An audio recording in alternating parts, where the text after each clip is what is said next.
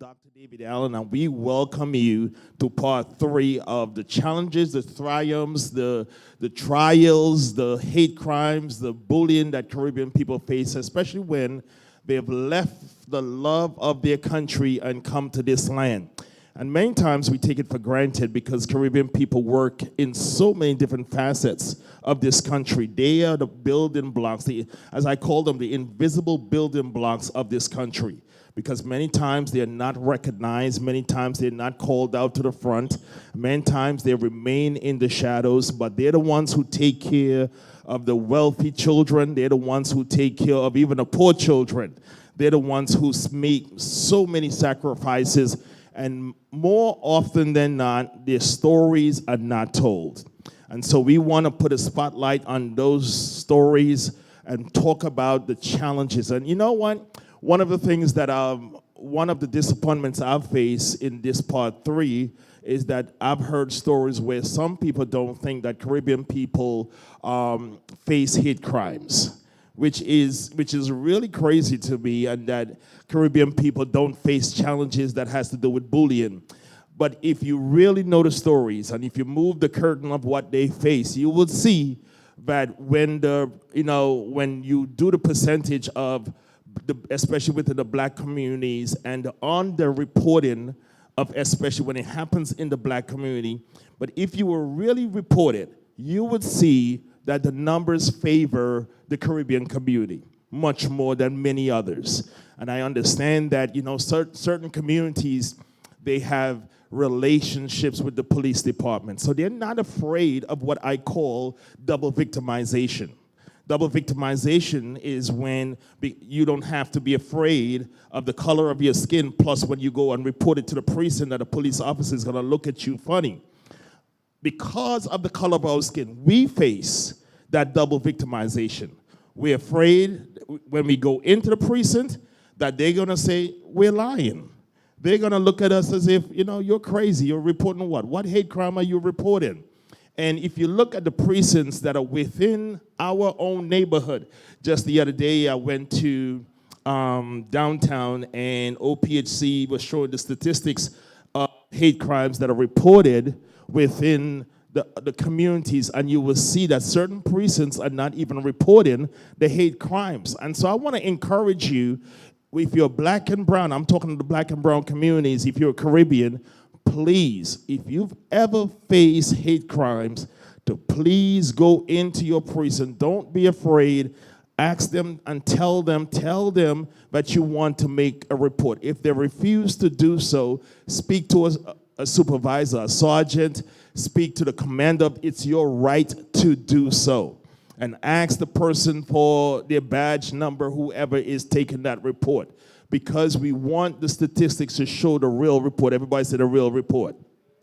It must be known. It must be known. And if it goes underreported, it's not known. Y'all hear me? If it goes underreported, it's not known. And according to somebody, if it's not reported, it's never happened. But we know that's a lie, right?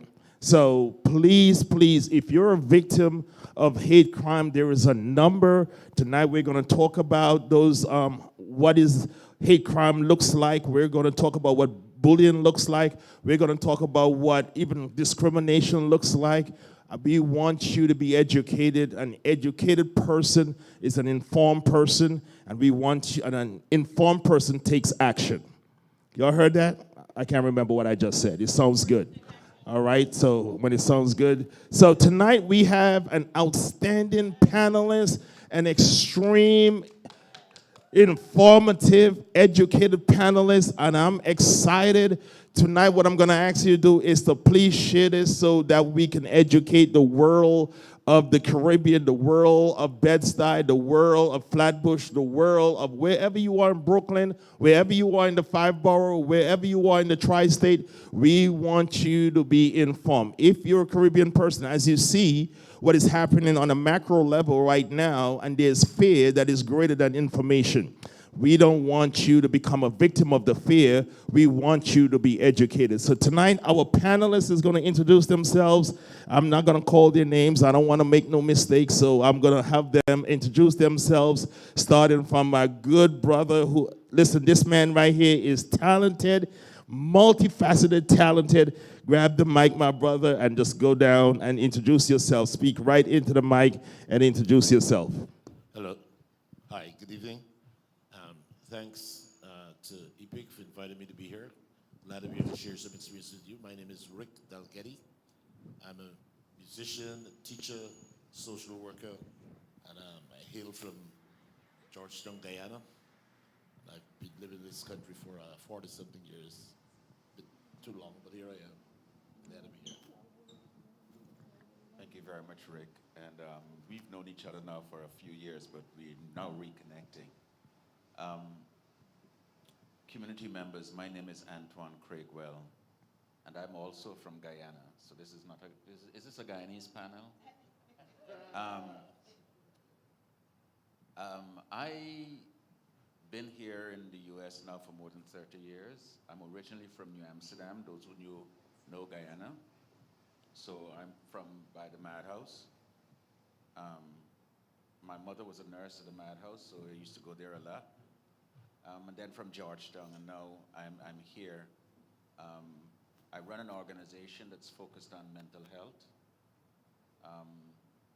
And I have a number of different things that I've done, so we can talk about that a little later. Hi, good evening. Thank you, Epic Village, for inviting me.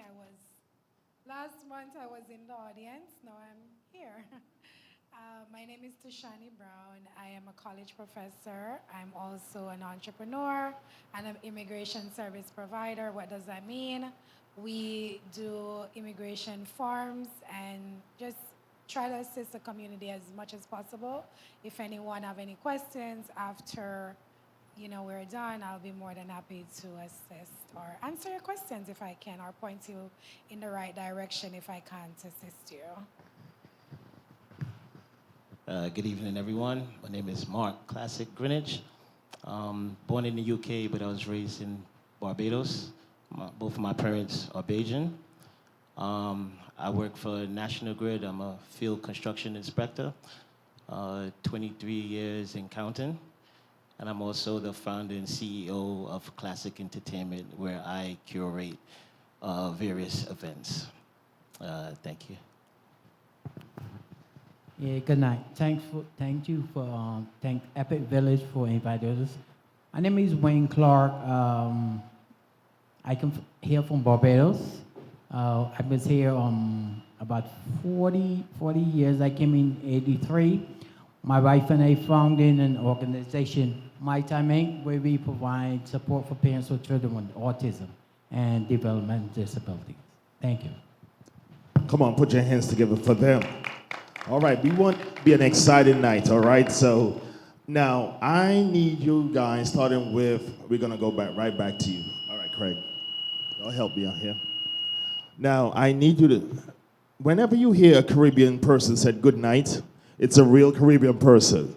All right, they don't say good evening, they say good night. So the only certified Caribbean person I heard tonight was you. So you say you've been here for 40 years. 40 years. Could you tell us what the first 5 years you got here? Just give us a cliff notes what that was like in just 2 minutes. What was that like for you when you first got here? Now I need you can give us the unsanitized one or the simple, just, we're live. So just tell us. Yeah. And you can speak up, just. 1, 2. What I could remember, the cold. When I got here, I was in the subway and it was so cold. I was crying. I wanted to go back home. That's what I remembered. And I could remember having multiple jobs. Because when you get here, you have to have multiple jobs before you assimilated. And also you have was paying your taxes was you had to pay your taxes. Don't matter if you came here and you're working, the IRS want to know you're paying your taxes. So you have to pay your taxes, and you'll be good. Okay. Uh, Go on. What was your challenges? Tell us about 2 challenges that you faced when you first came in, the initial years when you first came in. Now, how long you've been in this country? 1988. 1988. Yeah. Okay, wow. So let me give you a quick story.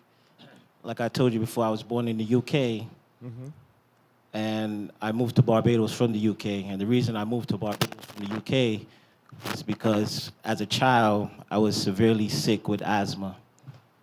So moving from the UK to Barbados was a little challenge going to school because I'm about 4 or 5 years old, and I have a heavy English accent, yeah? So going to school in BIM with a heavy accent, the kids would make fun of me, of my accent and my eyes, my full eyes.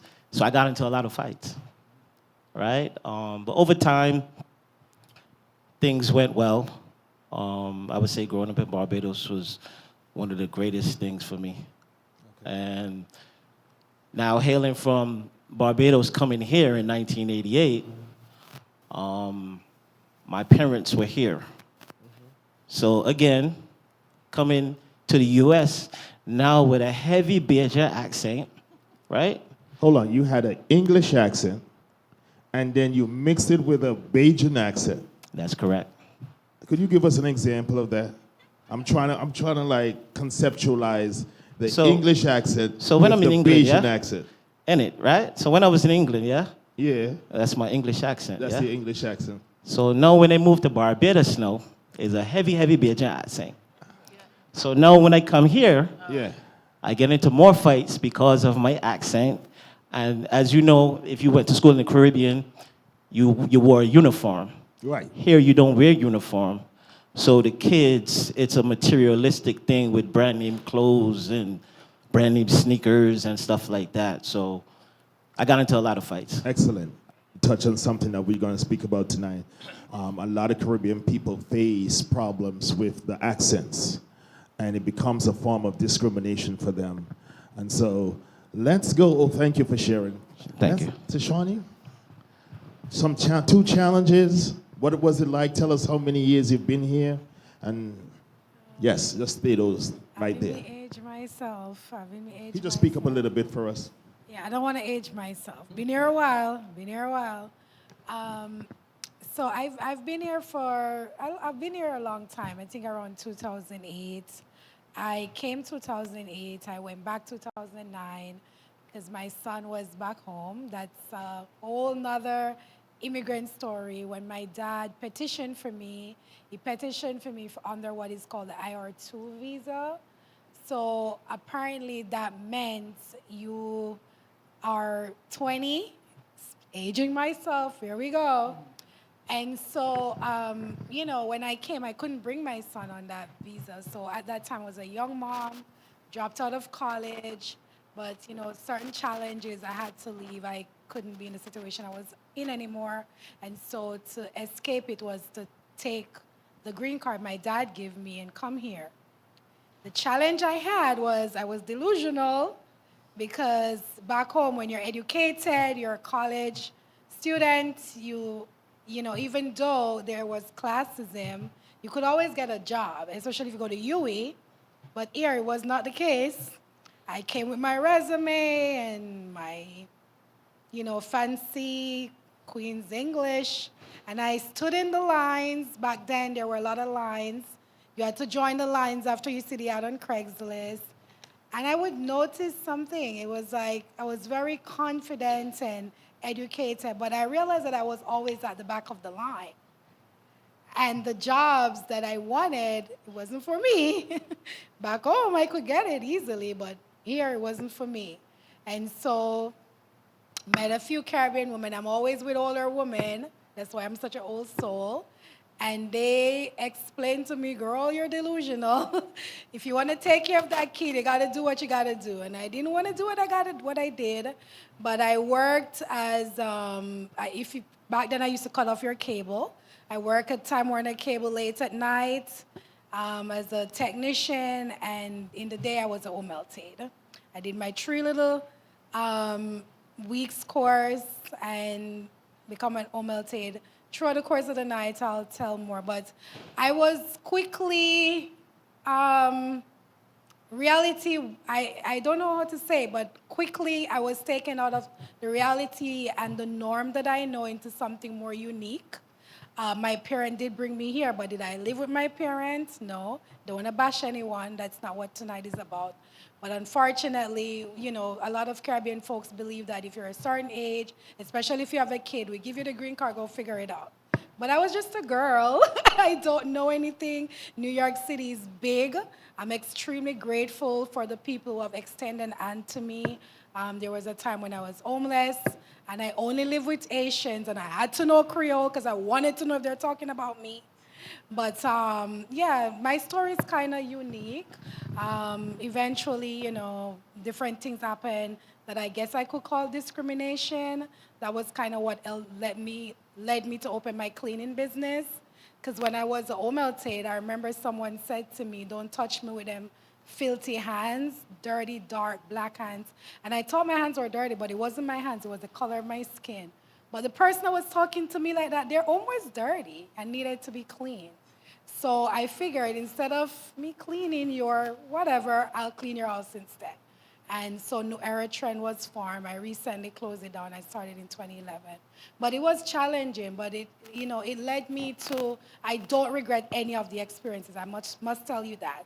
Because I have always, everything I do now, including my degree, is about community. Like my degree that I started, it was because I stood in those lines and I got my corned beef hash and my little white rice in those lines that I used to go into to get my free food. They give you cabbage now. Back then it was corned beef hash, rice, oil, whatever. Me and the little old ladies, and they'll always tell me that I'm pretty and I'm young and they always giving me advice. So that led me to do many things I do and want to start my immigration program and so on. But I won't labor anymore. I'll, let someone else speak. All right, thank you so much.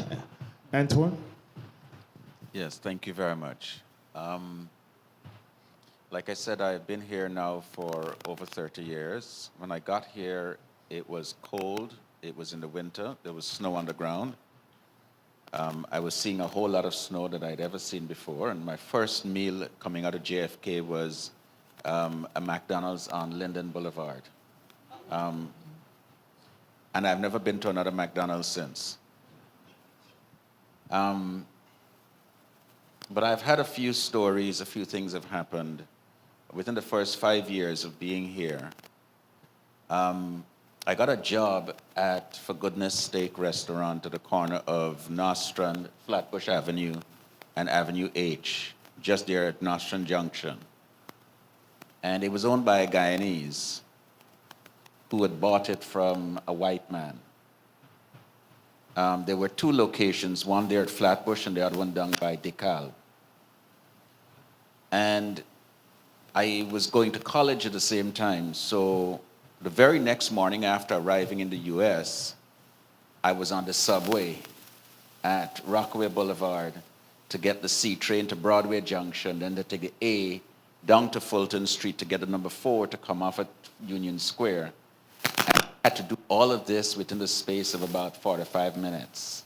These were the days with the metal tokens. What was interesting about this is that I would be at school from 8 o'clock in the morning until about 2 o'clock in the afternoon. When I get out of school at 2:30, I had to hightail it now on the number 2 train to Flatbush Avenue to start work at 3:30, 4 o'clock. And working in the restaurant until midnight or 1 o'clock in the morning, then come out on Flatbush to get a bus, to go to Kings Highway, to get another bus, to go to Lenox Boulevard, Lenox Avenue, where I was living by Rockaway Parkway. So I'm not getting home until 2 in the morning, 3:30, 4 o'clock in the morning. I'm living by myself, so I'm living in a basement apartment. I have to cook, I have to wash my clothes, and I still have to study for classes I have to be ready for next morning. I remember one morning waking up with the spoon with food on it, the plate in my hand, and food still in my mouth. I had fallen asleep with food, and then I realized, oh shit, I can choke to death while I'm sleeping. So I'm like, no, we're not going to do that again. But I also remembered that at the restaurant I was working, because I didn't have a green card, I only had a work permit, a student's work permit. The restaurant manager insisted that everyone who worked in the restaurant had to leave $1 in an envelope for every hour that they worked. And so whether you work for tips or not, you had to leave $1 for every hour. And I remember one Mother's Day, the night before Mother's Day, I worked in the restaurant, and I only got $5 in tips. And I needed that $5 to get on the bus to go home. I came back the next morning, he was in his office. So this Mother's Day in the restaurant, everybody in their church hats, and I'm serving tables. And he said, called me, he says, where's my envelope? I said, I don't have an envelope. I said, I only worked for $5 last night, and I needed it to go home. He says, you know my rule. You need to leave $1 for me in the envelope. If you don't, then you don't work here. I said, well, fuck you. And I said, he said, give me my shirt. I took off his shirt and I went out into the open area. I said, excuse me, ladies and gentlemen, I have just been fired. If any of you have tips for me, please, I'll take it now. And I just walked around. Seriously. I just walked around, picked up the tips, and walked out. Because he could not understand that I needed that money. But that's just one example. That's one. We'll take that one. Come on, put your hands together for him. All right, Rickford. Just give us an answer. My entry into the U.S., it started the very first day, what I call the comedy of errors, because so my brother-in-law brought me down from the airport. Everybody had like a barbecue pit out in the yard. I said, this is what they do on Sundays in America? And he said, no, today is July the 4th. It's Independence Day, so people are barbecuing. And then he took me around, driving around the night before we actually got home. I saw a lot of cars parked all along the road, like cars, but cars. I said, so what's going on here? What event is happening here? He said, what? He said, people just live here. That's how. But in Guyana, if you see 10 cars parked in the road, there's an event. That's an event going on there, So see those among the cars there at one time just, so then I realized, you got to shift your thinking, you're in a new country, and it's not what you're accustomed to. But I got to say my adjustment to New York has been pretty much, I don't know if I should say uneventful, but my mom was here already. She came up ahead of us a year ago and then sponsored me and my other siblings. And so I came, the home was a cramped room. It was me and two other brothers in one bedroom sharing, 2 beds. That went on for like a couple of months until my younger brother went to college, and then we each had a bed in the room, and then started looking for a job, had problems getting a job just with the stamp of the visa in the passport. They didn't really want to see that. All the potential employees made it clear they wanted to have your social security card. So later on I learned that the social security card was your new identity. That was your rebirth in this new country. That meant everything, and that you were going to have a life centered around that social security card, that social security number in this country. So, I did odd jobs, handyman, carpentry with guys, got my green card, went out looking for jobs, got agency jobs, my first job I got was at American Express call center. That's the job I was glad to get. I'm glad to leave. You sat there all day. You had before computers even got popular, you had a CRT screen with a headset and a keyboard. The call come in. It's American Express, Mr. Dalgetty speaking. Merchant number, blah, blah, blah. Card number, blah, blah, approval 14. Pang, American Express, Mr. Dalgetty, all day. That was the only job where I actually took my 15-minute break in the morning and in the afternoon, because it was getting to me. this over and over, one thing. And they had like 100 people in this room doing the same thing, you know. Did that, and I got to work at a shuffling paper at a bank called Manufacturers Hanover Trust, shuffling stocks and bonds papers all day. That was another like very debilitating job. And eventually I was attached to a church on Ocean Avenue called John Huston. I met a lady there who was the manager of the bank, and she got me what we would call a real job again. You know, I'm going to be a bank teller. She got me a bank teller job at a bank in Manhattan, and then I moved to Brooklyn later. And my first overt experience with bullying and racism happened while I worked at that bank. Within 2 weeks of working there, this over 300-pound lady of Italian descent passed around my cubicle and sprinkled some perfume or something in there. And so I asked one of the managers why she did that. She said, she thinks that the people who come from the Caribbean, they all come with an odor, so she's sprinkling. So I said, let me tell you something right now. I'm going right to the branch manager and tell him and let him know how I feel about that. So I told the branch manager, I said, listen, if I want to just sprinkle perfume in my cubicle, she's thinking that, we have odors and that sort of stuff, and I'm not happy about it.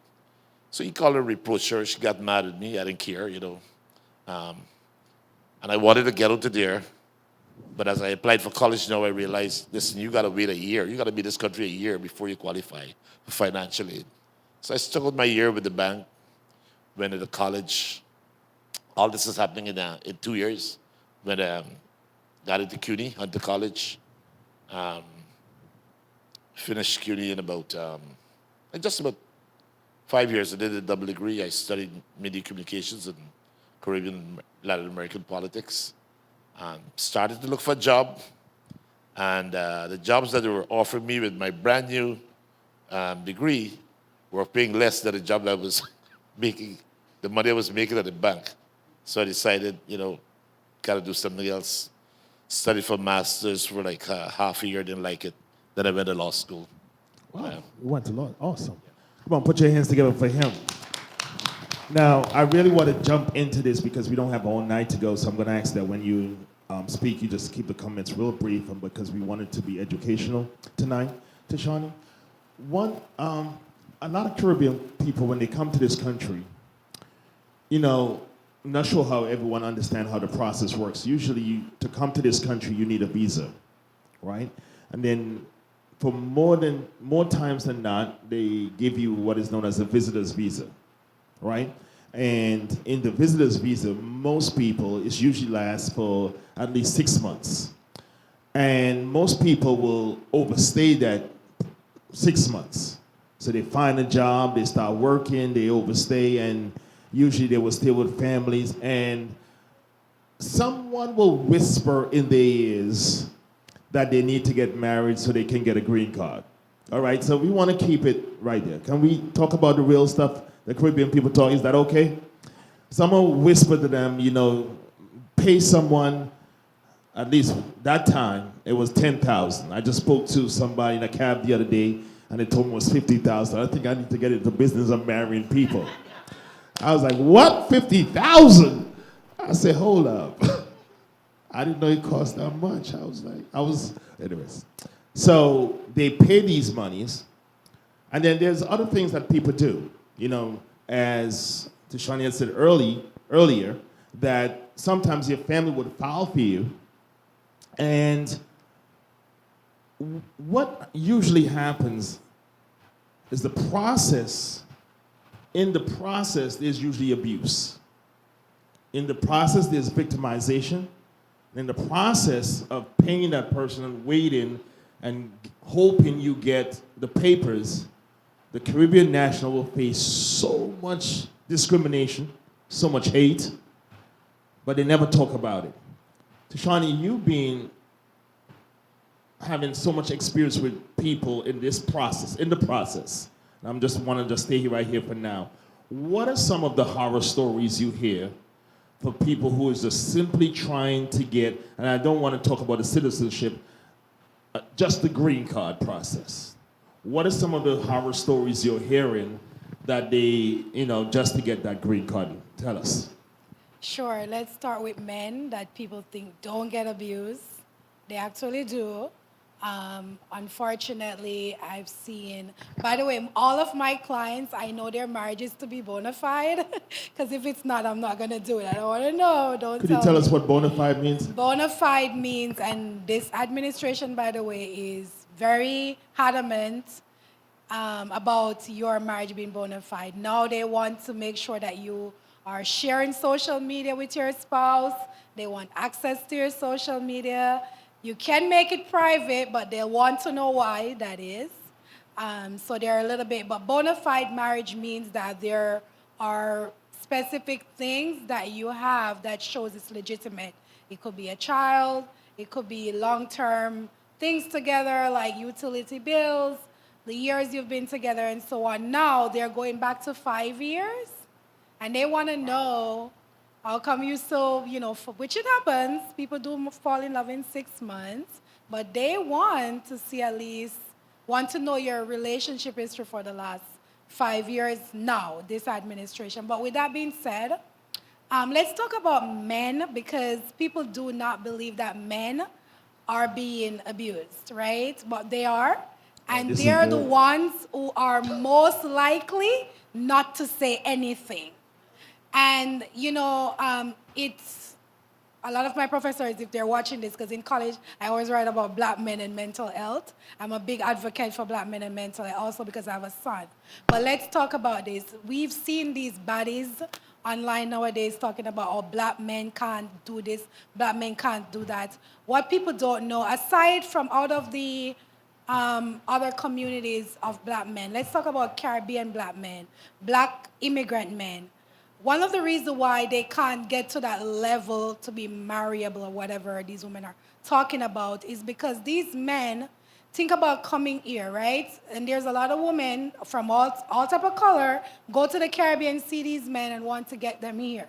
But then there are nuances behind it that people don't talk about. Wanting to get them to help with bills and so on, or take care of their kids and all these things. If these men realize that this lifestyle is not what they thought it would have been and they want to leave, now you're hearing you're being at risk of the police being called on you. Brothers, uncles, cousins, neighbors beating on you, taking your credit cards, taking your social, don't want to give it to you. It's kind of like a prison, right? It's a mental and physical prison.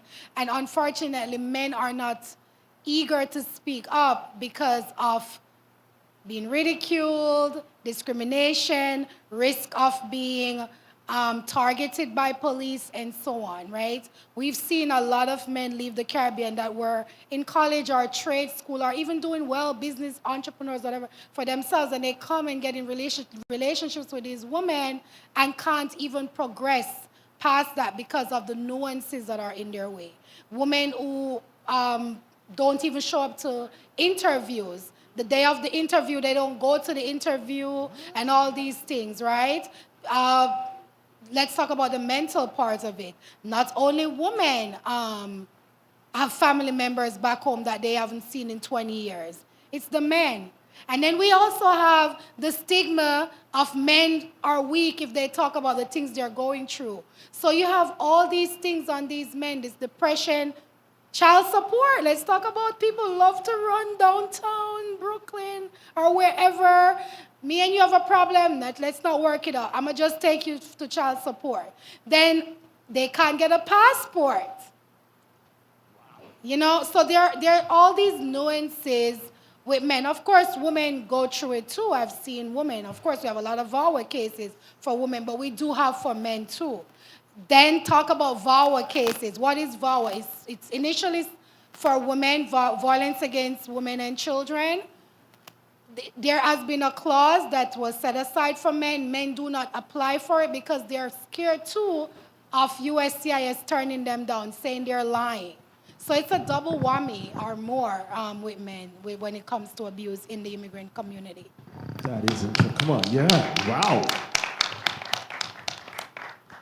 Anybody wants to marry me after, let me know. Okay. Just, Wayne and, is it Craig, right?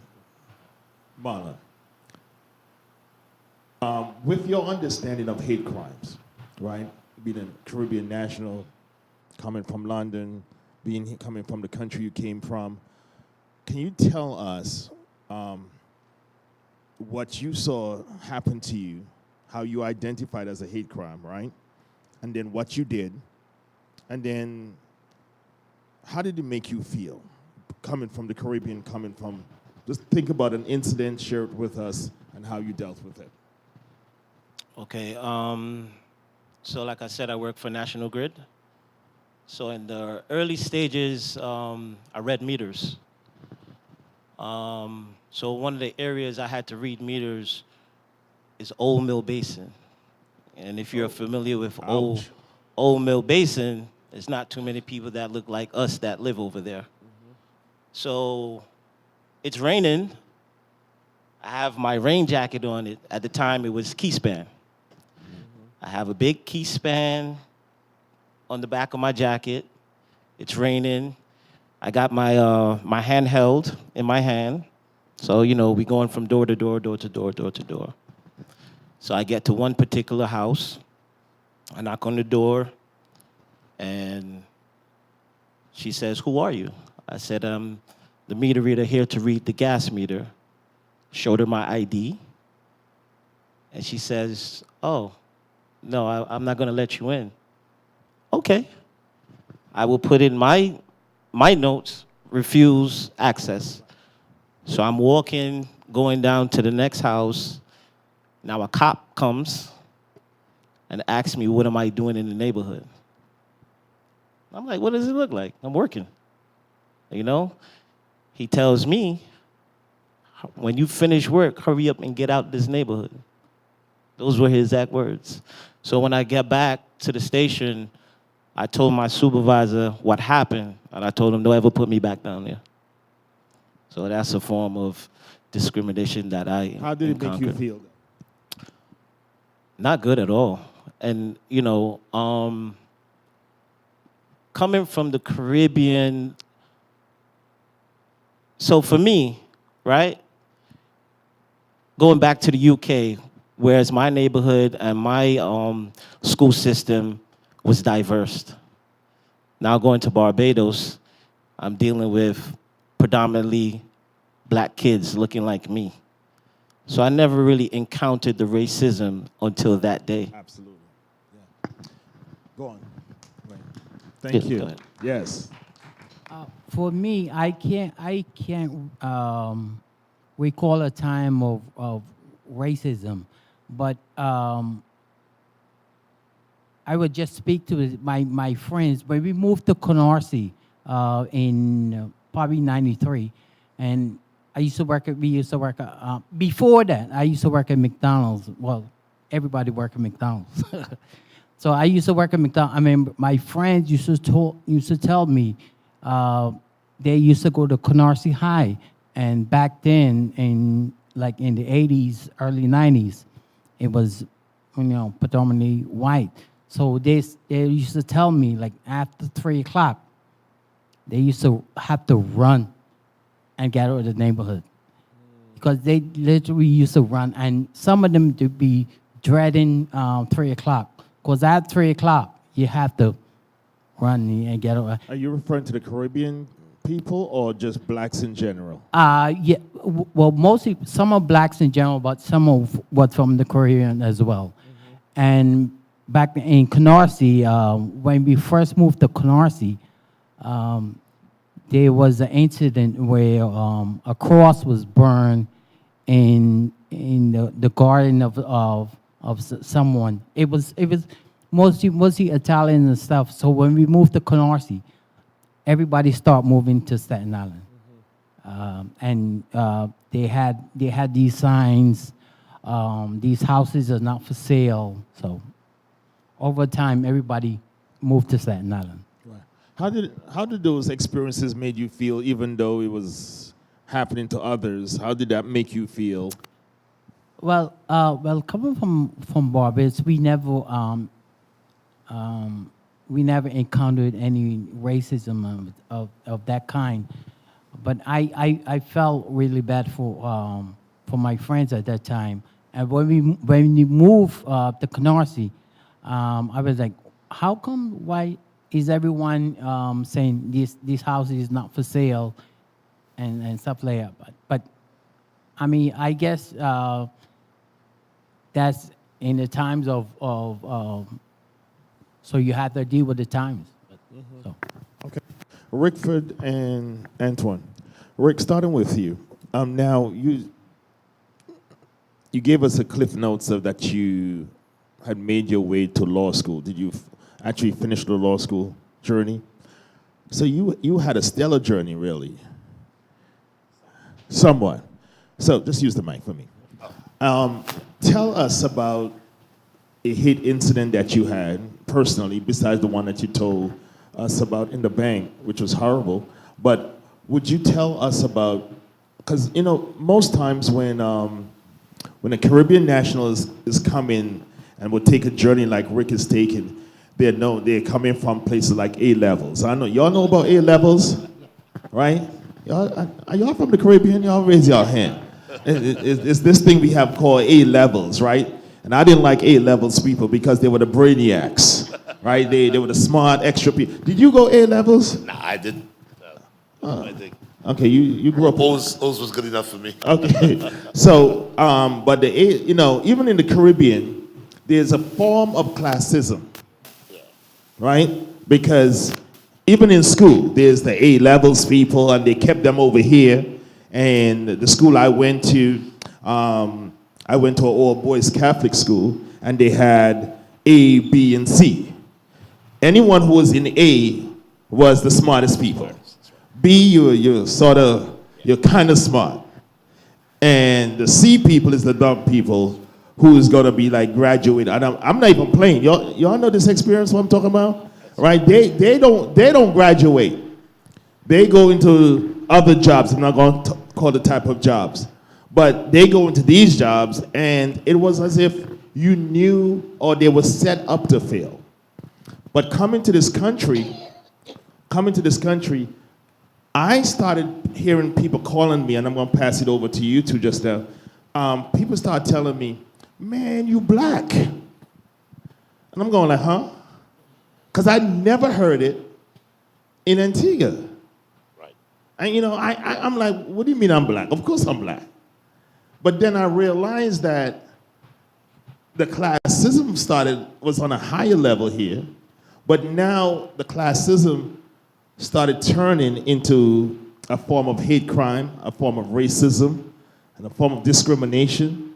Because now they're saying, oh, people looked at me and was like, oh, your accent is real strong. I didn't even know I had an accent until they start telling me and identifying things about me that separated me from the black Americans. And they made me feel, for the first few years, and I'll share some of those as we go along, they made me feel as if I could not, or I was not worthy, even though I was smarter than half of them. Because, when I went to college the first time I was here, I was like, they're doing work I did in like 5th grade. And I'm going like, let me just knock this out and pretend like I'm dumb, okay? And I couldn't believe it.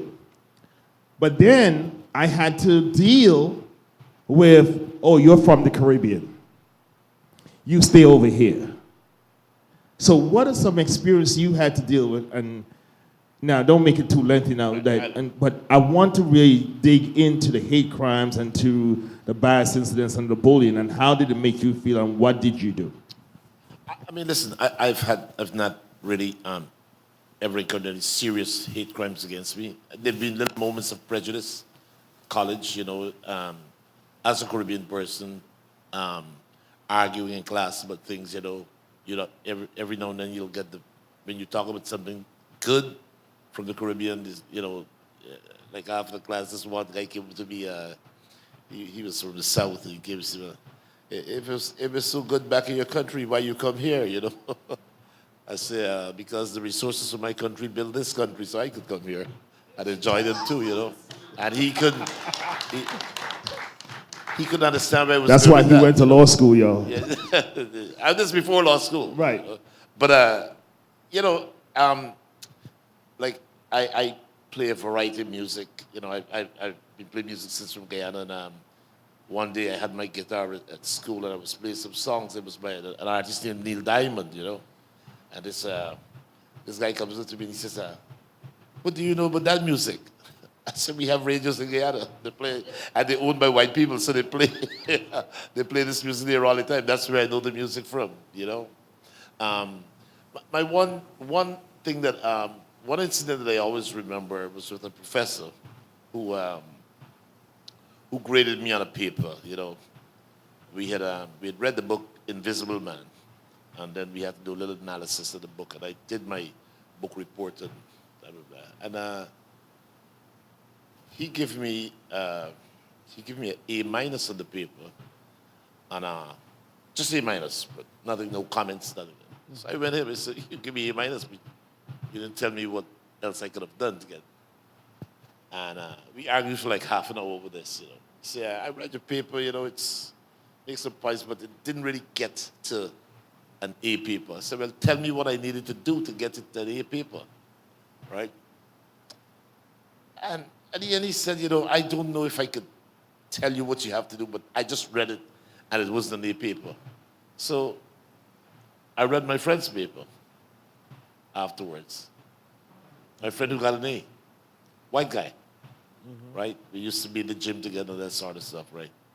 And I read my friend's paper. Horrible piece of work. And he got an A. So I went back to him, the professor. I was going to let him off the hook. I said, "Listen, I read that paper, that guy's paper. If you're willing to let me take both of these papers to the department head and have her review them, you know, I'm willing to risk the outcome of that." That's good. He told me to come see him in his office, and we talked about it again, asked me a couple of questions, you know, trying to cover, you know, CYA. And he eventually gave me an A in the paper, you know. But I felt like for him, first of all, you know, the way I argued in class, obviously they heard my accent and like I couldn't elevate myself to get this A on this paper. And so he randomly gave me A minus, and I challenged him on it and won. All right. Antoine? Thank you, Rick. As I was listening to your story, and I'm listening to some of your stories, I am sitting here thinking to myself, do I want to go down these memory roads? Because at the time when these things happened, they were very painful, very difficult. In 2005, I had just got an internship with Time magazine, Fortune Small Business magazine. I just graduated with a degree in journalism and psychology, a double major. And it was July of 2005. An Asian friend of mine who we interned together said to me the Tuesday that he's got a job interview with INC magazine, Inc. magazine. He says, "I have an interview with them tomorrow on Wednesday. Why don't you call them up and see if..." So he gave me the name of the woman, and I called her. She and I spoke for about an hour and a half on the phone, laughing, talking. She was saying, "I like your accent," and she says. So the next day, Wednesday, I got ready. By this time, I had learned to prepare different versions of my resume. So I had different versions. I had paper and folders and everything. And it was like about 90-something degrees outside. So I thought, well, I'm not going to put on my jacket. I'm not going to put on the tie. I wait until I get to the building in the air conditioning and then put on my tie and put on my jacket. And I get up to the elevator, get up to the floor, put in her number in the keypad. There was a large glass section with a glass door. And she answered through the intercom. She says, "Who's it?" I said, "This is Antoine, and I'm here to meet with you." She came out to the glass, saw me. I could pick her face up from the floor. She turned to a white guy behind her who did not know who I was and said, "Come and talk to this man." And she just walked away. The Asian guy got the job. I left now in 2006, and I took a job in Connecticut, all the way to about an hour north of Hartford. So it's 3 hours away from New York City. And it was Memorial Day weekend. And I had written an article about a white young man who had gone to the military. I had interviewed him when he signed up, when he went to sign up to join the military, not realizing that before going for boot camp, he took his life. So when I got back to the newspaper, I had come to New York for the weekend, and I got back to the newspaper. The editor said that there's a lady who sent a message that she wants you to come and visit her.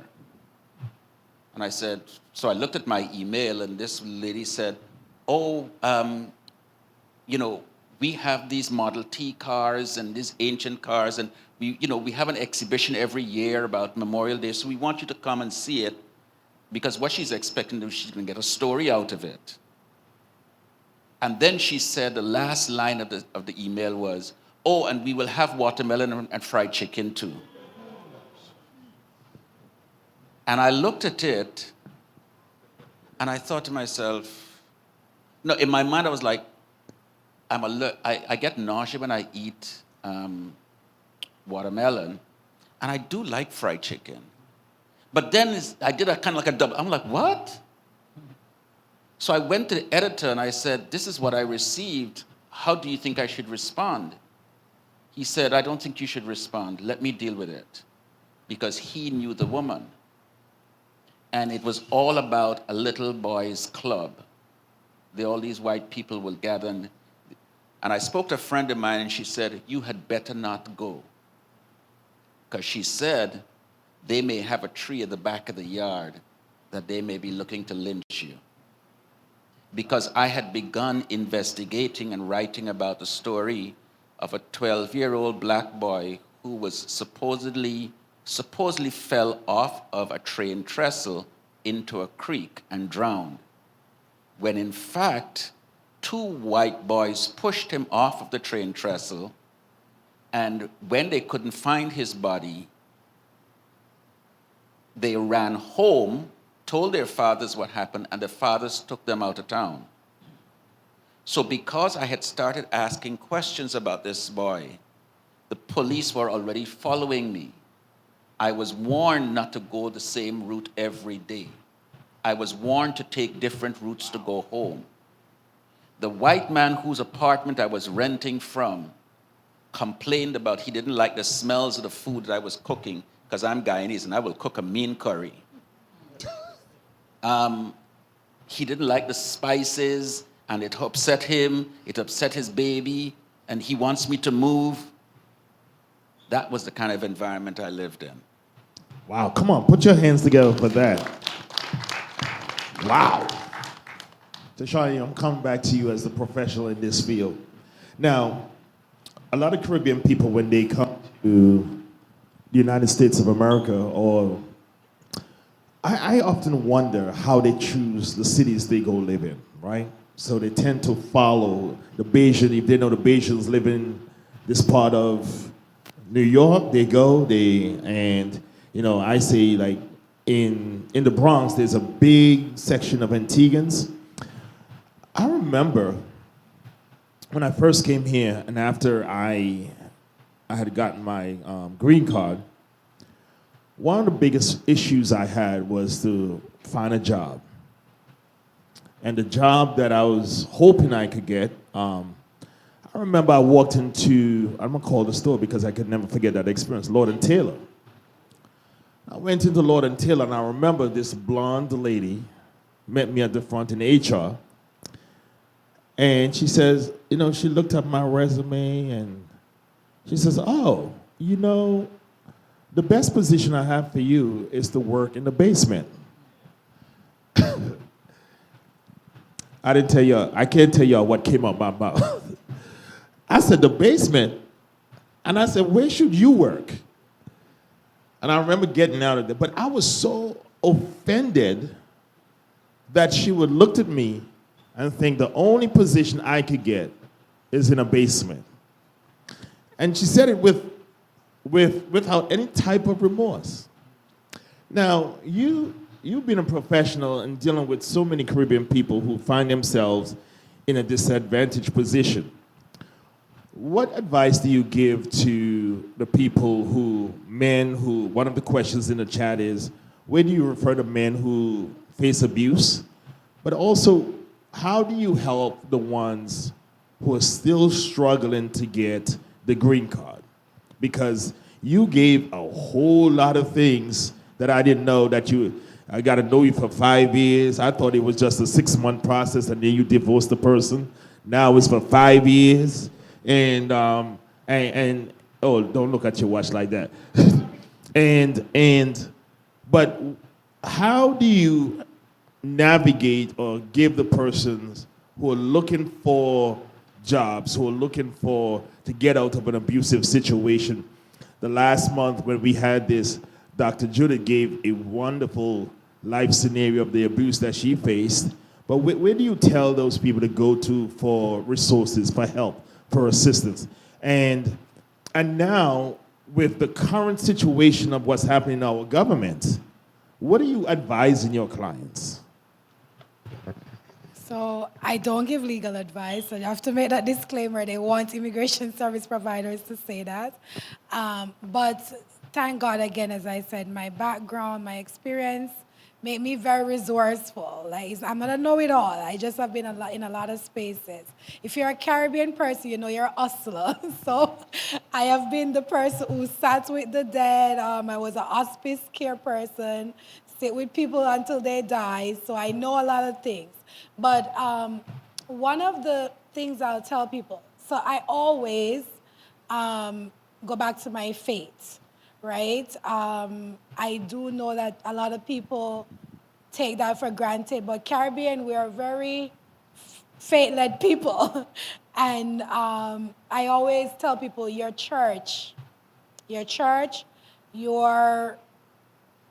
a lot of information, right? So I always tell Caribbean folks, don't underestimate your church. If your church don't know, they know a church that know. So, and Caribbean folks feel more safer in church. Now we're under this administration, there's nuances with disrespecting the sacred spaces and so on, and people don't feel safe there anymore. But I'd like to tell people, it is still okay. Your clergy people, they got your back. Trust me. It's okay. Also, talk to your neighbors. I know it's a lot to say because you don't know who to trust, but you don't have to tell people your business. Your fellow Caribbean person, they know. They're in this struggle with you. They know where to go. They know what. I'm surprised as to some things my clients tell me that I didn't know. I start taking notes from them now so I can tell to other folks because they are very informative, right? But I'll tell you this. When I just started at the law firm that I was at, I think it was Ken Thompson that was there at the time, the Brooklyn, they have a victim advocate unit, right? And they're safe. So I'm putting it out there for anyone who's watching or anyone in the audience. That's a safe space to go. I remember. Could you say the name again? Victim. What is it? Victim advocates. I don't know if they still call it that, victim advocate unit. And then there's also the domestic violence unit, but it's open to immigrant folks too. As a matter of fact, when I was working with the law firm it was mainly that population that will go of women and men and so on. They have a lot of resources. I've seen clients over the years that have even gotten, rent space, help with their rent, save space when they're being abused and so on. So those are some of the places that people can go. But again, I'll point you back to your church. Because why I say that, a lot of people don't trust outside of church, And what you're seeing on the news, you may not want to go to that space, but you can. They have a whole wealth of resources, and they can point you in the right direction. Again, if they don't know, they'll know someone who knows. Absolutely. Come on, put your hands together for that. Wow. And anyone can answer this question. And I mentioned it at first. With what is known as double victimization in the sense of reporting hate crimes and in the sense of being a victim of hate crime, how comfortable you as a Caribbean person are you going to report anything to the police department? Anybody can pick up the mic. How comfortable are you with your police department? Y'all don't look at me, it's a question. How comfortable are you? Because a lot of Caribbean people, and you can speak on the experiences of anyone, a lot of Caribbean people do not want to engage with their police department. Are y'all hearing me? Yeah. They don't want to engage with them. So y'all talk back to me. How comfortable are you, and what would you say, can make this brief, what advice would you give to a Caribbean person who has who had a negative experience with the police department? Go on. Like you said, most Caribbean black people are not really comfortable going to the precinct because most of the police officers are Caucasian. And it all depends on what area you live in, right? So if you're being discriminated by Caucasians and you go to the precinct and there's Caucasians there, you really don't trust them. I mean, it's not everyone is the same because they're not all bad. You understand? So it's just a automatic mechanism we have inside of us that just says, I'm not going to go to the precinct because they may be just like them. Absolutely. It's the just like them part that we all wrestle with, right? Correct. The just like. Thank you for that. Another person? How comfortable are you with your police department in the sense of reporting things you've seen and things that happened to you? How comfortable are you then, and how comfortable are you now? I don't know. For me, it has to do with experience and background. I mean, I wouldn't have a problem walking into a precinct into many precincts before, for all sorts of reasons. I mean, I wouldn't have a problem, be it black or white, because I know how to record and preserve my presence at the precinct to the extent that if I don't get satisfaction there, I know where to step it up to. Unfortunately, Can you give us an example of that? You say you know how to record your presence. Right. Could you give Right, us? right. Could you just educate us on that? Because a lot of us don't know. I don't know. Because So- when you go to, first of all, when you go to a precinct, there's a desk when you walk in there, and there's a desk sergeant. If you think that you're not getting any action from one of the officers who's supposed to take your report or your complaint, then you ask the desk sergeant. Okay. And it's never gone that far, but if the desk sergeant wasn't giving you the satisfaction you're looking for in terms of accepting a complaint, then you'll have to ask with the lieutenant, you step it up all the way up to the top. The problem is in the wider community, people don't really know those structures exist and that you could take it from one level to the other, to the other, to the other. And so that is where, things like you're doing, with your organization, is, helping people to understand and learn about how to preserve those rights and this sort of thing. But I'm not. So Rick, tell us, how would we go about beginning or start the process of educating our black and brown communities on A, how to deal with the police department, B, the process of if you've ever been a victim or you're going through this, can you give us, because you seem to be so informed. Right. So, obviously, you could start your complaint verbally, right? You start your complaint verbally. If you're not getting any action, you have the option of making it written. And by making it written, I mean, by law, a police officer has to give you his name, and you could take the number. You can see the number, the nameplate, and his number. And if you ask for it, they have to give it to you. If that's not happening, you record it, and you separate a complaint either through the precinct or through the civilian complaint review board, you could lodge it. Could you say that That's the louder system. again? Yeah, they're like what you would call a community advocate resource for that monitors and responds to complaints regarding the behavior of police officers, right? But again, there was a lady years ago, and I don't remember her name, but she wrote something called The Little Black Book. She was a really, really serious political activist around Brooklyn. And It's called The Little Black Book. it was called The Little Black Book. And in that Little Black Book, she detailed every step, right? And the book was targeted to pretty much to black young men who were, finding themselves on the other side of the law, getting shot.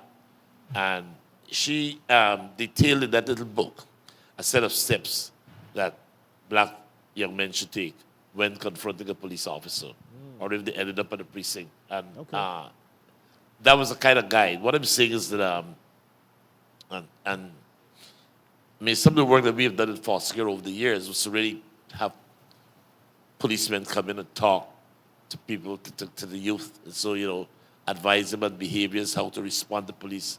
Sometimes, the overt aggression is not the way to deal with a police officer, but some people don't understand that because police officers tend to be overly aggressive sometimes. They start the aggression, and then people don't know how to respond to that. I mean, I wouldn't get caught up in that, but I can't vouch for other people. It's annoying, it's degrading the way police officers talk to people sometimes, and so you get that response. But again, the bottom line is that our community is still tasked with the responsibility of educating particularly young men of color, brown and black young men, and how to respond when confronted by a police officer. All right, thank you. And there are steps that they could learn. Well, put your hands together for that. Antoine, tell us about how comfortable are you dealing with the police department, and did you ever have a negative experience? What did you do? Just make it brief for us.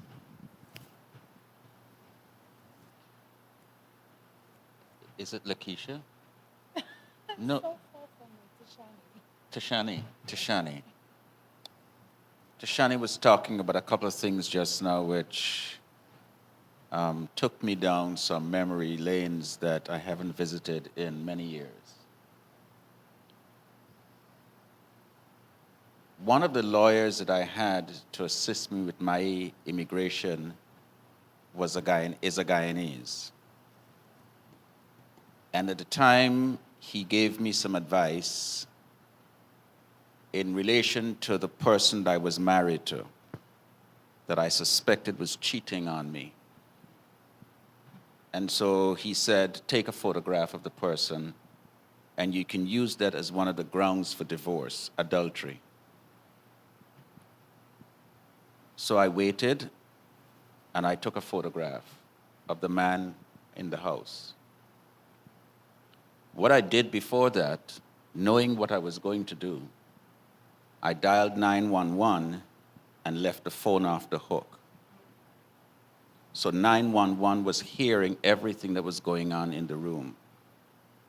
He came towards me, he attacked me, and slammed my head into a fireplace.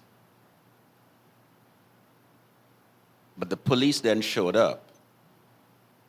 And when the police pressed the intercom, she went to the intercom and said, everything is fine. And the police left. He then left the apartment and ran.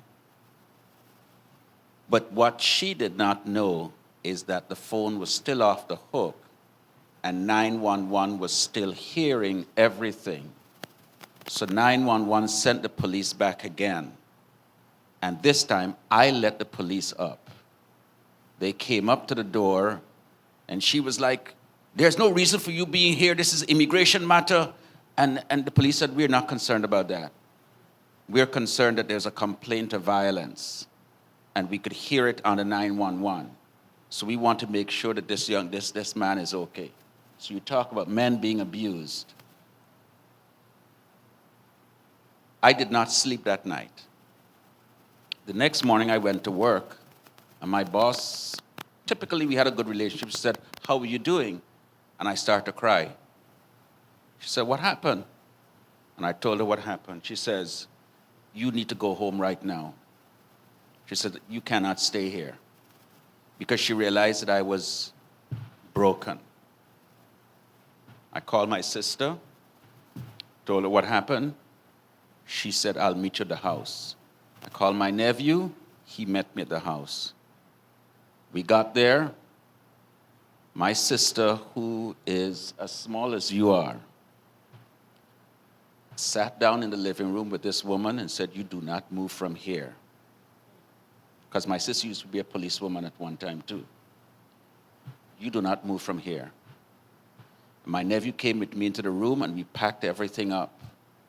Fortunately, a week before, I had just rented a new apartment because I had already planned to move. So I just packed everything and I moved. She filed for divorce, and she refused to put in the divorce petition the reason for filing for divorce, which intended, and she even sent a letter to the immigration officials saying that he married me for his green card. And so this was on the file. And I decided that the grounds for I contested the divorce. So I said, if I'm contesting this divorce, if you want a settlement, I need a letter from you sending to immigration saying you're withdrawing that letter that you sent. I said, that's the only grounds you're going to get a divorce. She did it, and we got a divorce. Wow. Did you get the green card?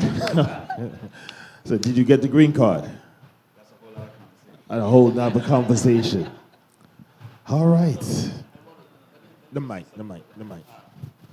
You asked that question if you got the green card. So I'm sure immigration advocate might know.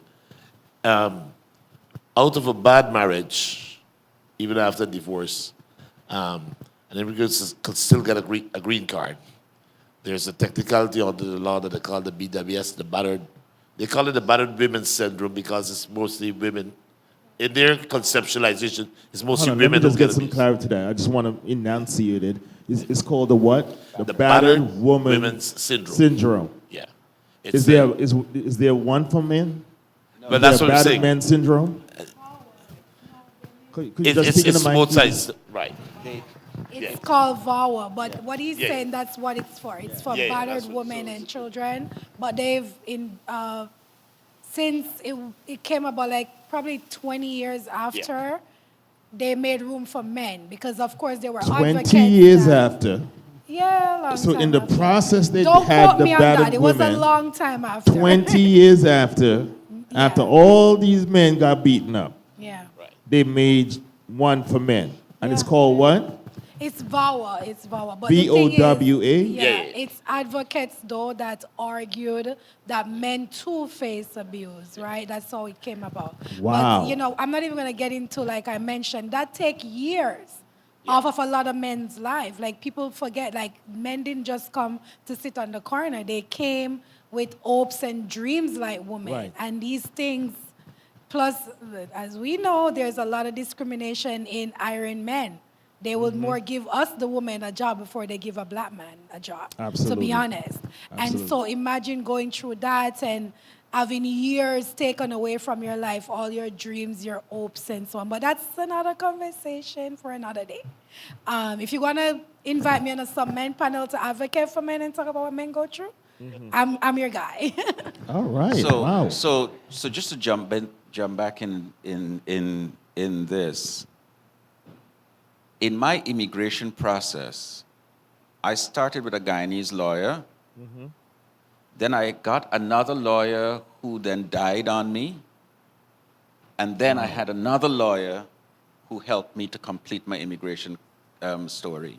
And so, yes, there is, because what the first lawyer did not tell me is that I could have filed under the battered women syndrome petition. So that's what I wanted to say. Yes. So even though you were not So- a so woman. hold on. There are two aspects to this. Okay. You could be the subject of physical violence, whether it be a male or female, and you can have a police report or you can have a hospital's medical certificate. Both of them would be good because it supports the argument that you have been battered. But there's also that if, for example, and I think you might have mentioned it just now, that sometimes the woman wouldn't show up for the interview. Right. That is called abandonment. And so when he does not show up or she does not show up, she is the petitioner for him, the beneficiary. If she doesn't show up, it means that she abandons the petition. Right. Therefore, he does not qualify for the benefit. He can now file as an abandoned spouse under the battered woman's petition, Right. because he would have then suffered the psychological harm of being abandoned at the interview. You sound like you did your homework. Come on, put your hands together for him. One of the things I've said in the last time, and you covered it, Antoine, is that, a lot of men and women, when they're in that marriage scenario, Dr. Judith, they don't want to report the abuse because they're afraid that because if one person leaves, that they're not going to get the green card, right? And they're not informed. And because they're not informed, they go through the abuse. Now, a scenario that happened to me, I call it the gift baby. During that, when I first came here, my family was pushing me, get married, get married, get married. Then I got with somebody, and then she told me that I had a baby, that she got pregnant. Now, you got to be careful because you want the green card so bad. Anything they put in front of you, you're quickly to sign. I mean, y'all talk back to me. So I signed these papers real quickly, but guess what she didn't show up to? The interview. And the immigration people said to me, they were like, there was something wrong here. God was on my side. However, fast forward, watch this. Took me to child support court. Years later, found out through a confession, it's not my child. 19 years of paying child support, not my child. Are y'all hearing this? Because I wanted a piece of a green card, which I never got from her. Because I couldn't take it. I said, oh, no, I got to get out of this. And then I had a lawyer, because I went to 2 law firms. One wanted a bunch of money, and I found another lawyer who was like, I'm going to help you. And there was something called the Freedom of Information Act, something like that. Helped me through a process, and luckily, God was on my side. But I remember during the court process, the judge looked at me and said, Mr. Allen, your problem is you didn't read what you signed. So imagine what that did to me. Everything that hits my face from now on for the rest of my life, I'm reading twice. The green card is not worth 21 years of punishment. Are y'all hearing me? So if you're going through an abusive situation, there is help. If you've been victimized, there is help. If you're facing any form of hate crimes as a result of a green card process, there is help. And so don't stay in that situation just because you think this is the only way you can get it. Am I right? Just use the mic for me. And then we're going to come to you. I'm happy you said that because people also don't know about the U Pull the visa. mic. The U visa also help you. What is it called? The U visa? U visa, yeah. It's not only the VAWA that exists. So the U visa is not necessarily a partner crime visa. It's any crime, right? And it's for anyone, particularly non-immigrants. Because a lot of non-immigrants who come on a visa and overstay, not my business if you overstay or why, but a lot of people, because they feel that guilt of overstaying, if they are victims of a crime, they do not want to go and report it. But the thing is, if you report it, your local precinct knows about the U visa. Once you are willing to cooperate with the crime, they will give you a legal paperwork that allows you to file an extension. You'll get a work permit. Oh. Sometimes that crime can be investigated for up to 30 years, but even if it's up to 30 years, you legally are able to stay in the country because you have to stay anyway. So you're legally able to stay in the country. They'll give you a work permit to work and so on while that crime is being investigated. But a lot of people suffer at the ends of crime, and unfortunately, a lot of women are being sexually abused and so on, and they don't speak up because they're scared that they overstay their visa. But the U visa is a form of protection for any person who's a victim of crime. Did y'all hear that? So the U visa, if you're experiencing any form of, first of all, do not be afraid to report it. And make sure you get documentation. But do not be afraid to report it. Okay? So you got to start there, and then you go through find a legal representation who can help you through their process. All right. Now, I'm just going to pause for a quick moment. Just quickly. And then, I'm sorry. Just quickly. So, for 20 years, I lived in fear. And when my lawyer called me and said, I have your green card, I cried. Wow. So 20 years you were undocumented. For 20 years, I lived in fear. In fear. I wasn't undocumented. But I was known. It was known where I was and who I am, but I lived in fear of them coming to pick me up. It was an unrealistic fear because really and truly, I had done nothing that would cause them to come to my door. But I lived with that fear, knowing, but it also prevented me from entering and getting into relationships with anyone because I don't know who I could trust, Right. and I don't know who I can talk to about it, even among some of my own Guyanese people. Because you talk about looking to some of your own, but some of your own are the ones who will turn against you. Absolutely. Absolutely.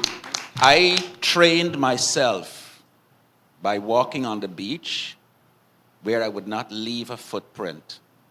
So I trained myself in my own apartment to walk in such a way that I would not be heard.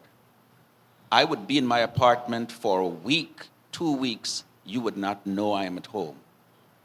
Because I lived in fear of anyone hearing that I am at home. Right. Just sharing that with you. You make me feel like you were in a Kung Fu movie right there. He was walking on air. Y'all hear what this process does to you? Yes. Destroys your trust. Isolation. Mental deprivation. That's why in 1999, I stood at the end of the number 3, number 2, number 1 platform at 34th Street, and I was going to jump. Thank God you didn't, brother. Come on, put your hands together for him. Wayne, and then let me just say this. We have, if you're watching online, we have, listen here, if you have any great questions, ask your questions. We have a few more minutes to go. We're going to end this tonight. But if you have questions, but I want to say to you, if you're undocumented, this is not the time to be afraid. I know there's a whole lot of fear that's emanating out there, but there is help. There is help. If you're being abused, there is help at the district attorney's office. There's a unit, am I right? There is help at the district attorney's office. You can even go into the police department, or you can contact a nonprofit organization that you can seek the help. You don't have to live in fear. You don't have to be afraid that ICE is going to come and get you. And just, please, you can find Tashani Brown, who deals with this. We'll give her information out there so you can contact her at her office. But there is help. This is not the 1960s where there is only one way. There is multiple ways. There's U visa. There is VAWA. Is it VAWA? There's all of these things that you can get help. So we want you to get help, and be informed and educated.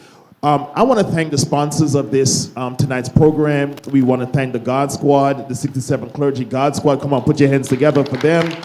We want to thank OPHC. Come on, put your hands together for them. We want to thank David Allen. I don't know who he is, but we want to thank him. We want to thank the guys on the camera, Tony and his friend. Come on, put your hands together. Put your hands again for the panelists. All right, we have some great Caribbean food, so if you want to just take a quick break and just get some of that food, please get it. We want all that food gone. It's great food. It's great food, and so we want you to get it. Now, I am going to take a couple questions from the floor. So if you have a question, raise your hands. We'll pass the mic to you. All right, I'm going to give you my mic.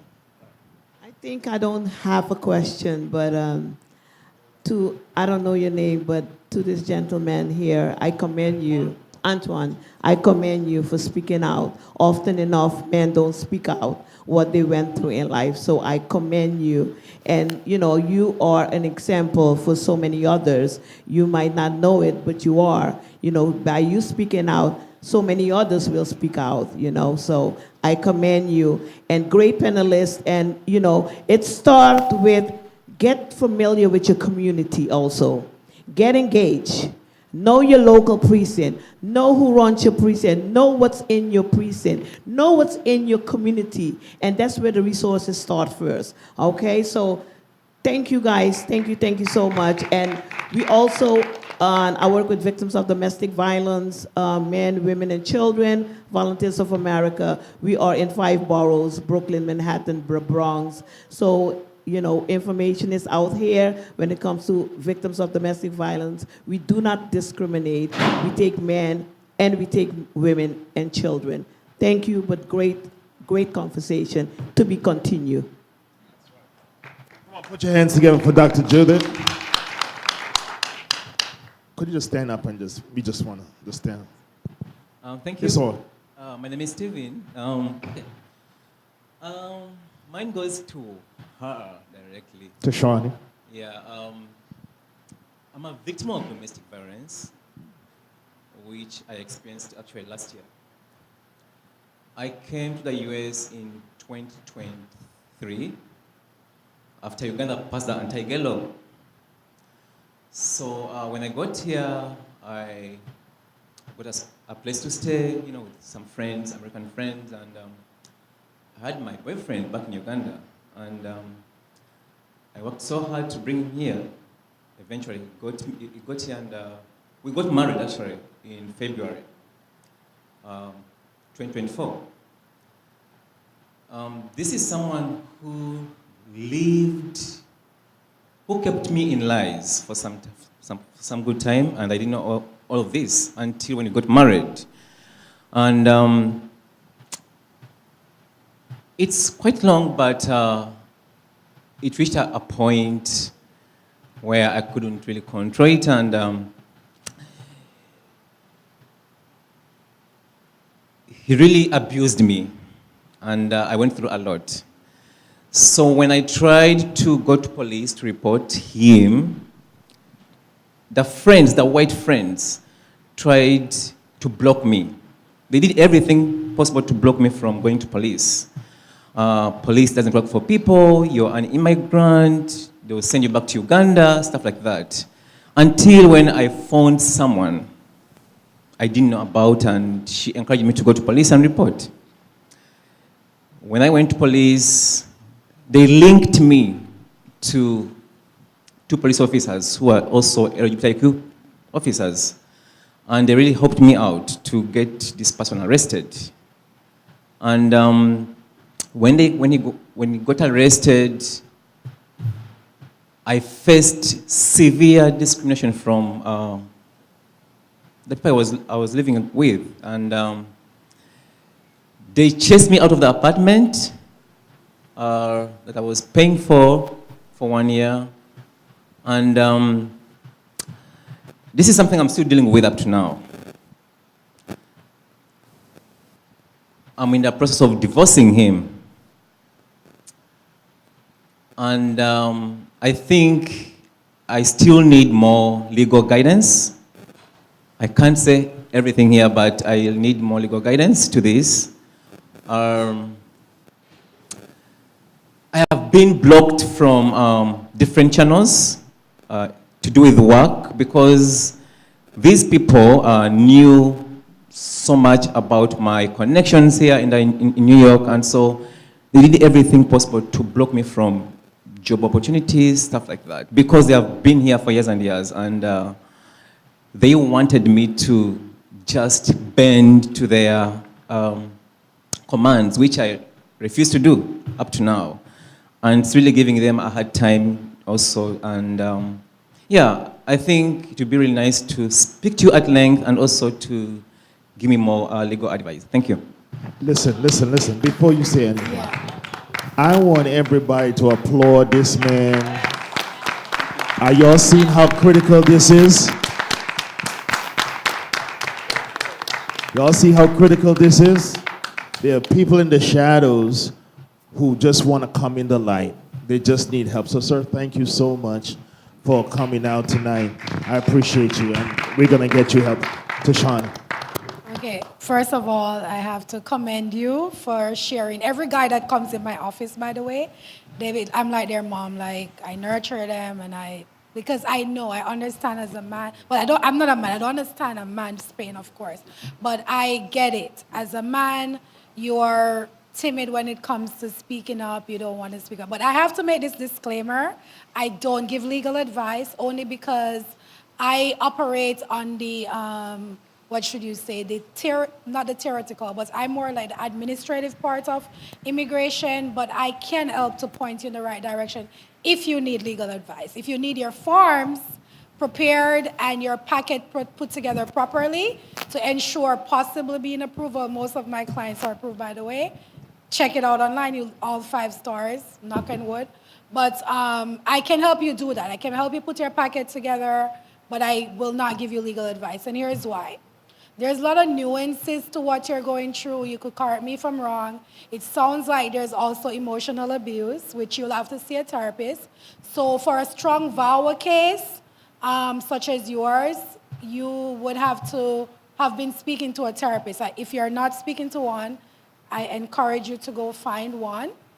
Organizations such as, sorry, I want to mess up your name.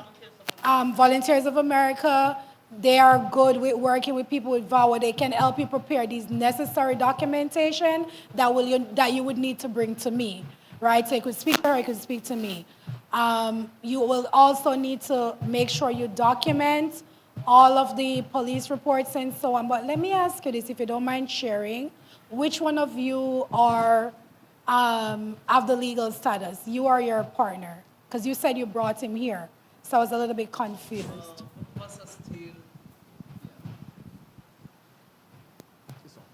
Both of us are still in the asylum process, so we haven't really gained it yet. Okay, because you're both married to each other. So, yes. So none of you can't help any with any immigration benefits? Not yet, yeah. No. Okay, so again, I don't give legal advice, but it sounds to me you're more of a U visa type of person, right? Because both of you cancel out each other, meaning, and I know it's love, and of course you're in love, and I get that. But unfortunately, unless you're married to a U.S. citizen or green card holder, you can't get VAWA. That doesn't apply to you. So you more sound like a U visa person, and if that precinct is not helping you, then you can go to other places, right, that will be willing to help you. Meet up with me after, and I'll tell you the name of the form that the police precinct needs to give you. Some of them are not aware of it. Unfortunately, they're not as informed. But if you know what you need to get and you go to them and let them know you want them to help you complete this document, they can't tell you no, by the way. They'll help you, and then you can bring that to me, and we can start the process, right? But be mindful, too, of how much you say, and because these big guys who's in the new administration are watching and trying, they don't have no sympathy for nobody. So you don't want to say too much about working and stuff like that. But we'll talk after, but I know for sure VAWA is not for you. All right, but I commend you, of course. As I said, I like the fact that men are coming out because these things take years, like I said, years from from men's life, like, limit you in what you can do. And like my friend here said, isolation. And that's, it's traumatic, and I feel like I'm not, of course, ladies, don't, I love you guys too, but I'm telling you, men suffer more when it comes to violence because there's so much with them. Like, they're scared, like he said, like being a man and so on, there's this masculine thing that prevents you from wanting to get assistance. There's ridicule that could come from others and so on. So, my brother, I commend you. I'll We talk commend to you. you.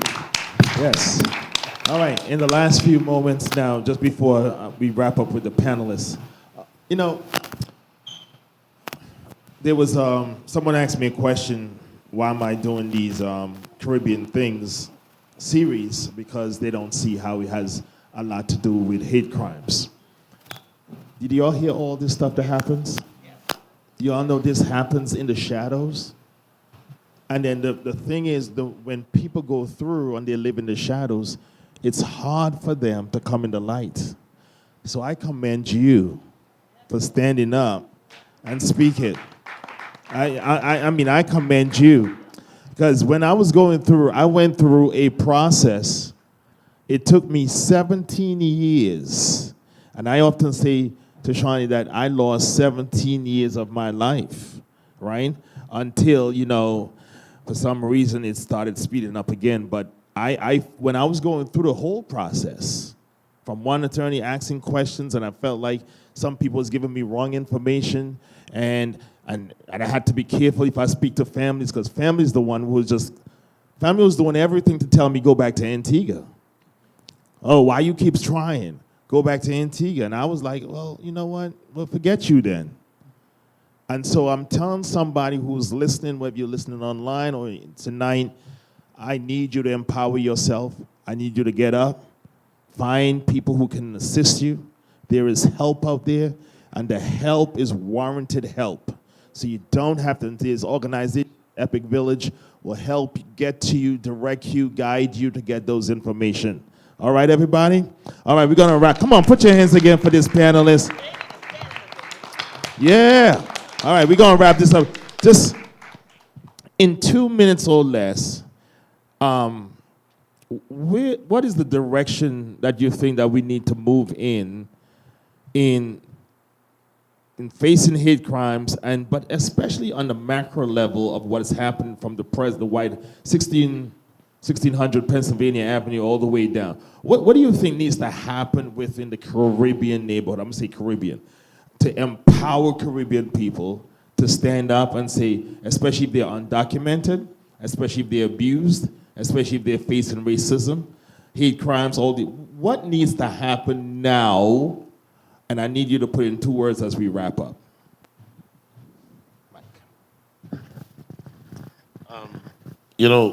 Heightened awareness is always the first order of business. You have to be aware of what's happening. And secondly, building coalitions among people in your family, ones obviously you can trust, your friends and your community. And don't be afraid to report overt issues. Don't be afraid to report. Don't be afraid to report. There is help for everybody at every level. That's one thing I say about Americans. There's help for everybody at every level. There's always a caveat for help, regardless of your situation. Love it. Yeah. Come on, put your hands together for Rick Ford Dalgatti. Antoine. I think that one of the two important things actually is becoming a lot more informed, but becoming informed with accurate information. YouTube and TikTok is not going to give you the information you're looking for. Identify lawyers, immigration lawyers in your own community, and let them help you. So they are Black, Guyanese, Trinidadian, Bajan lawyers, Jamaican lawyers, Antiguan lawyers who have been doing this for years. Yeah. If you don't want to tell somebody your business, ask them, do you know a lawyer I can talk to? They don't need to know why you need a lawyer. You know a lawyer can talk to, because if you talk to, oh, well, what kind of lawyer? I know plenty lawyers.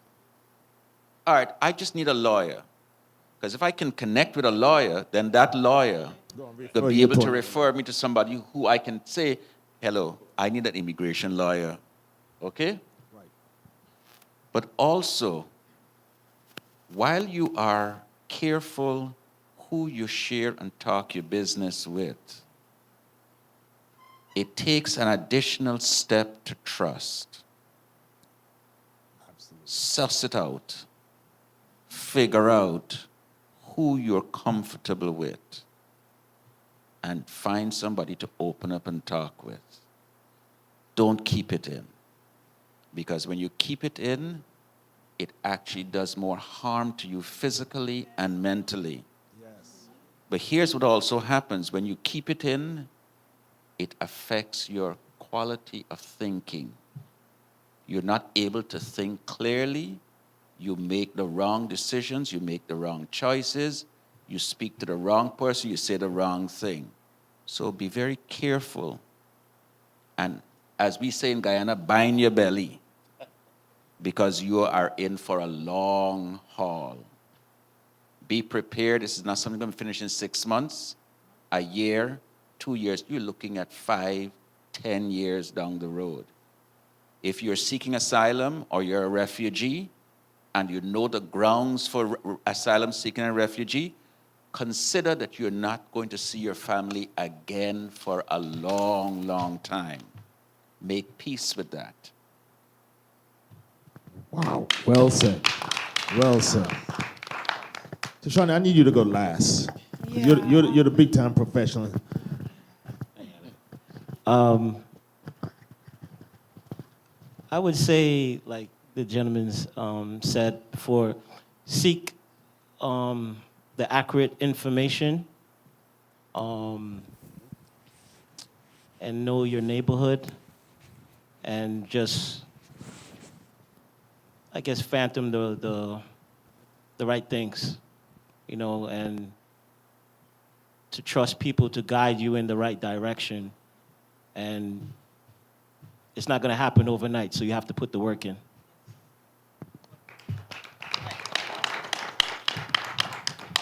Yeah. I would advise everyone to get involved. Every precinct have a community council.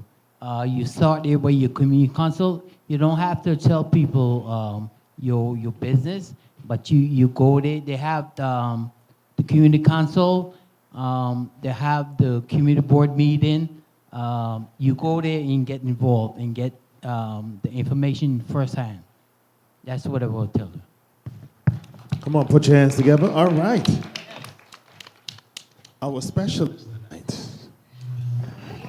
So I agree with these gentlemen actually in what they said, and especially what you said, Antoine, about being informed.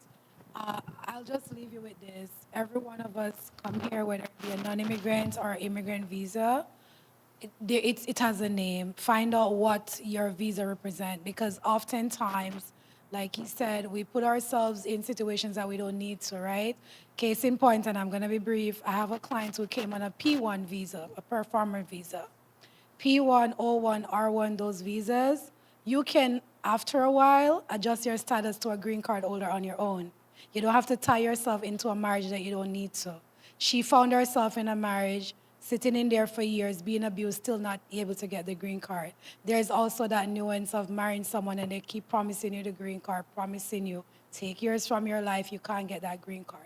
Understand your category visa and what it is able to do. You don't have to tie yourself into a situation that's not beneficial to your mental or physical health. Understand your visa category. Once you go to that embassy and you get that visa, understand what it can do and what limits you have, what opportunities you have with that visa. That is excellent, excellent info. Thank you so much. Yes. You get that visa at the embassy, that doesn't guarantee you entry into the United States. It's the immigration officer at JFK who determines whether you come in or not. The minute you pass through customs and you get out into the public area, JFK, you are protected under the laws of the United States of America. even if your visa expire or you overstay your visa.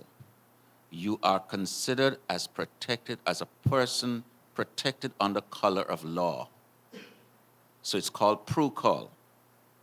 PRUCOL means person protected under color of law. If you are protected under law, then you have rights, you have the duties and the responsibilities that come with being in the United States. So just understand that. You're covered under the law. Wow.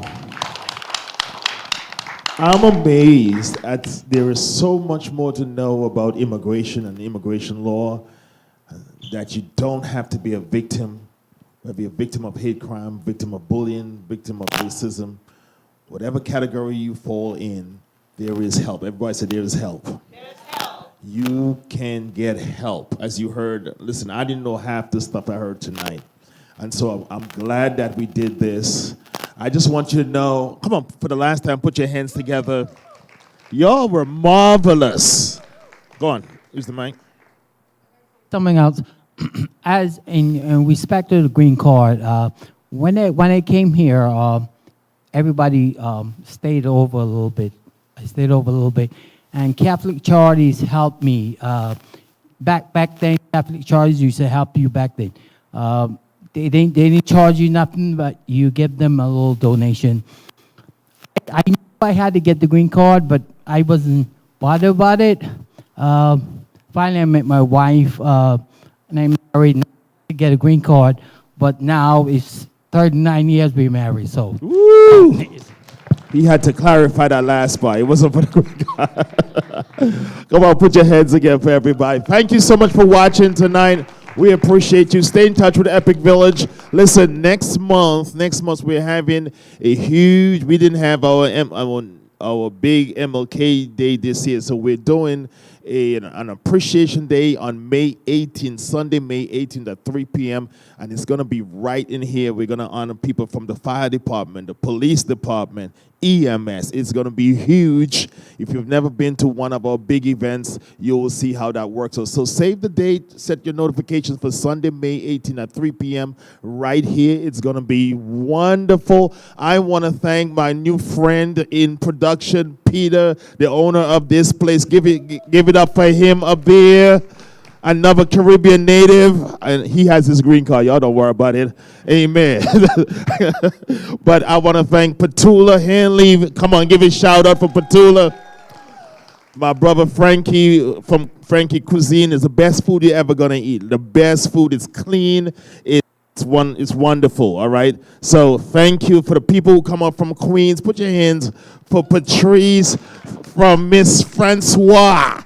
Put your hands for my good friend Christine Galloway. What's her last name? I don't know. Christine what?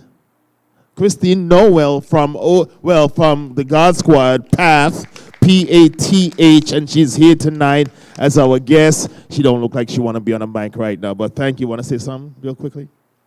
No? All right. So thank you. Come on, give it up for her. For Dr. Judith Narain, and for all of our special invited guests, please, there's wonderful people here. Please network, but please, everybody, take some food home, okay? Thank you again, my brother Tony. Yes. The program director, she don't want to be a... All right, thank you so much for watching. We want to encourage you. Please share. If you need help, get help. And we want to see you at our events. There's events that Epic Village is going to do all across for the rest of the year. And we want to stay in touch by following us on our social pages and on our website at www.epicvillage.org. I am Dr. Dave Allen, and tonight we are grateful. So thank you so much, and see you soon. Woo! Give it up for this wonderful panel. Give it up for all of our guests. Give it up for yourself. Thank you. Y'all were marvelous. We got to take a picture. Thank you. Listen, y'all just outstanding. Don't move.